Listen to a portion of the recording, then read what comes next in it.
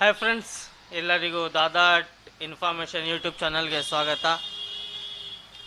ಈ ಇವತ್ತಿನ ಒಂದು ವಿಡಿಯೋ ಬಹಳ ವಿಶೇಷವಾದ ವಿಡಿಯೋ ಫ್ರೆಂಡ್ಸ್.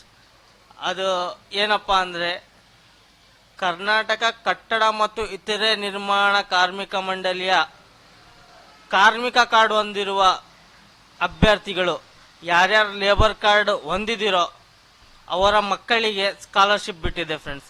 ಈ ಎಲ್ಲ ಮಾಹಿತಿ ತಿಳಿಯೋಣ.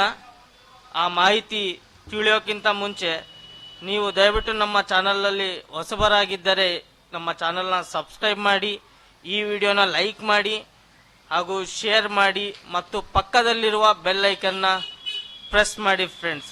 ನಾವು ಮಾಡುವ ಎಲ್ಲ ವಿಡಿಯೋಗಳ ನೋಟಿಫಿಕೇಶನ್ ನಿಮಗೆ ಬರುತ್ತೆ ಹಾಗೂ ನಾವು ಮಾಡುವ ಪ್ರತಿಯೊಂದು ವಿಡಿಯೋ ಮಾಹಿತಿ ಪೂರ್ಣ ಇರುತ್ತೆ ಫ್ರೆಂಡ್ಸ್, ನಿಮಗೆ ಸಹಾಯ ಆಗುತ್ತೆ. ನೋಡಿ, ಇವತ್ತಿನ ವಿಶೇಷ ವಿಡಿಯೋ ಏನಪ್ಪ ಅಂದರೆ, ಲೇಬರ್ ಕಾರ್ಡ್ ಯಾರ್ಯಾರು ಹೊಂದಿದಾರೋ ಅವರ ಮಕ್ಕಳಿಗೆ ಸ್ಕಾಲರ್ಶಿಪ್ ಬಿಟ್ಟಿದೆ ಫ್ರೆಂಡ್ಸ್.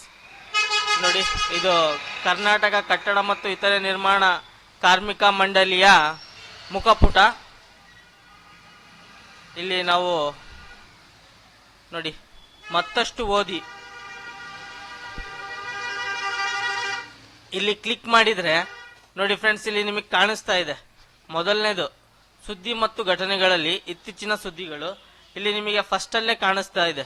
ಏನಪ್ಪಾ ಅಂದ್ರೆ, ಮಂಡಳಿಯ 2023 ಮತ್ತು 24ನೇ ಸಾಲಿನಲ್ಲಿ ನೋಂದಾಯಿತ ಕಟ್ಟಡ ಕಾರ್ಮಿಕರ ಮೊದಲ 2 ಮಕ್ಕಳಿಗೆ ಶೈಕ್ಷಣಿಕ ಸಹಾಯಧನ ಪಡೆಯಲು SSP ಪೋರ್ಟಲ್ ಮೂಲಕ ಅರ್ಜಿ ಸಲ್ಲಿಸಬಹುದಾಗಿದೆ ಮತ್ತು ಅರ್ಜಿ ಸಲ್ಲಿಸಲು ಕೊನೆಯ ದಿನಾಂಕ 31/5/2024.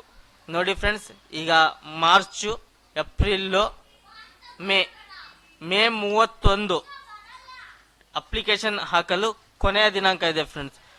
ಬಟ್ ಫ್ರೆಂಡ್ಸ್, ಯಾರ್ಯಾರ ಹತ್ರ ಡಾಕ್ಯುಮೆಂಟ್ಸ್ ರೆಡಿ ಇದೆ ಅವರು ಎಂಡ್ ಡೇಟ್ನ ವೇಟ್ ಮಾಡಬೇಡಿ, ಬೇಗನೆ ಹೋಗಿ ಅಪ್ಲಿಕೇಶನ್ನ ಹಾಕಿ. ಇದು ಖುದ್ದು ನೀವೇ ಸ್ವಂತ ಅಪ್ಲಿಕೇಶನ್ನು ಸಹ ಹಾಕಬಹುದು ಫ್ರೆಂಡ್ಸ್. ನಾನು ನೆಕ್ಸ್ಟ್ ವಿಡಿಯೋದಲ್ಲಿ ಹೇಗೆ ಅಪ್ಲಿಕೇಶನ್ಗಳು ಹಾಕಬಹುದು ನೀವು ಮತ್ತು ಡಾಕ್ಯುಮೆಂಟ್ಸ್ಗಳು ಏನೇನು ಬೇಕಂತ ವಿಡಿಯೋನ ಮಾಡ್ತೀನಿ. ಆದ ಕಾರಣ ದಯವಿಟ್ಟು ನಮ್ಮ ಚಾನಲ್ನ ಸಬ್ಸ್ಕ್ರೈಬ್ ಮಾಡಿ, ಈ ವಿಡಿಯೋನ ಲೈಕ್ ಮಾಡಿ ಮತ್ತು ಶೇರ್ ಮಾಡಿ ಫ್ರೆಂಡ್ಸ್. ಯಾರ್ಯಾರು ಲೇಬರ್ ಕಾರ್ಡ್ ಹೊಂದಿದಾರೋ ಅವ್ರ ಮಕ್ಕಳಿಗೆ ಸ್ಕಾಲರ್ಶಿಪ್ ಬಿಟ್ಟಿದೆ. ಬೇಗ ಬೇಗ ಹೋಗಿ ನಿಮ್ಮ ಮಕ್ಕಳ ಸ್ಕಾಲರ್ಶಿಪ್ನ ಅಪ್ಲೈ ಮಾಡಿ. ಎಂಡ್ ಡೇಟ್ವರೆಗೂ ಕಾಯಬೇಡಿ. ಇದೇ ಥರದ ಇನ್ನೂ ವಿಡಿಯೋಗಳನ್ನು ನೋಡಲು ನಮ್ಮ ಚಾನಲ್ನ ಸಬ್ಸ್ಕ್ರೈಬ್ ಮಾಡಿ, ಈ ವಿಡಿಯೋನ ಲೈಕ್ ಮಾಡಿ ಹಾಗೂ ಶೇರ್ ಮಾಡಿ. ನೋಡಿ ಫ್ರೆಂಡ್ಸ್, ಕೊನೆಯ ದಿನಾಂಕ 31/5/2024. ಕರ್ನಾಟಕ ಕಟ್ಟಡ ಮತ್ತು ಇತರೆ ನಿರ್ಮಾಣ ಕಾರ್ಮಿಕ ಮಂಡಳಿಯ ಕಾರ್ಮಿಕರ ಕಾರ್ಡ್ ಲೇಬರ್ ಕಾರ್ಡ್ ಯಾರು ಹೊಂದಿದಾರೋ ಅವರ 2 ಮಕ್ಕಳಿಗೆ ಶೈಕ್ಷಣಿಕ ಸಹಾಯಧನಕ್ಕೆ ಅರ್ಜಿಯನ್ನು ಬಿಟ್ಟಿದ್ದಾರೆ.